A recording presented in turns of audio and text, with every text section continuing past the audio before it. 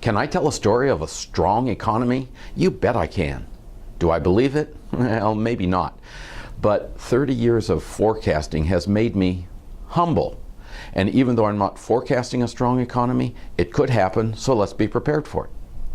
I'm Dr. Bill Conerly. I connect the dots between economics and business, and this is our fifth and final video in the series, Business Planning with Risk of Recession. So far, we've been all about doom and gloom and how to deal with the possibility of a downside while still taking advantage of moderate growth, if in fact that comes. Today we're going to be talking about how to capture the benefits of an upside if that should come without rolling the dice and going all in, gambling that only an upside will come. Managing your business in a boom is a lot more fun than managing in a recession, but it's not all beer and Skittles. Let's go through some of the issues. Sales staff.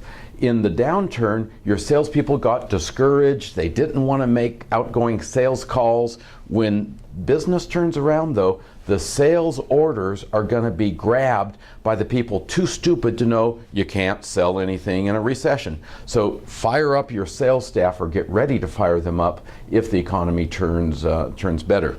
Secondly, working capital. Now, if you get orders, you may have to lay out cash right now for materials and for employees. Your accountant will say that you're making great money on an accrual basis, but if your customers are not paying you for 90 or 120 days, you may not have any cash in the bank, so do some financial projections now.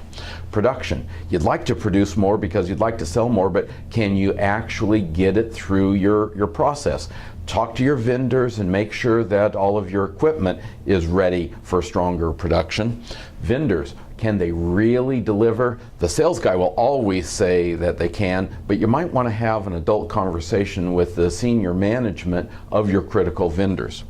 Finally, staffing. You may need to hire additional people. Can you find them? Do you know where you're going to find them? And the important lesson here on these list of issues is not that you need to staff up today or get new equipment, but you need to be thinking ahead. So on staffing, you might say, gee, who would we hire? Do we have some resumes? Can we get in touch with the people we laid off and say, hey, we just want to be ready if there's an opportunity to bring some folks back? And the same thing with vendors and production. Just learn now what your roadblocks are going to be. So this is the operational side, but in stronger times, you need to think about strategy. We'll do that next. Let's talk about strategy. We've got ups, we've got downs. What is the best thing to do at different stages? A few years ago, the McKinsey consulting company looked at the top performing companies, and they said the top performing companies use the strong period to pay down debt and to build their financials. They used the downturn to buy other companies. So they did their acquisitions when the market was weak and built up their finances when their sales were strong. And that's exactly what I'd recommend you do. Most companies do it the opposite way. When things are booming, they take on too much debt, they buy their competitors at inflated prices, and then in the downturn they're in trouble. So think about, if the good times do come, you're going to want to improve your financial condition, use that strong sales, strong earnings to get in a strong financial position, so the next time we go into a downturn, you'll be able to take advantage of it, buy some of the weaker competitors. I have more about that in my book, Bizonomics. You might want to pick up a copy.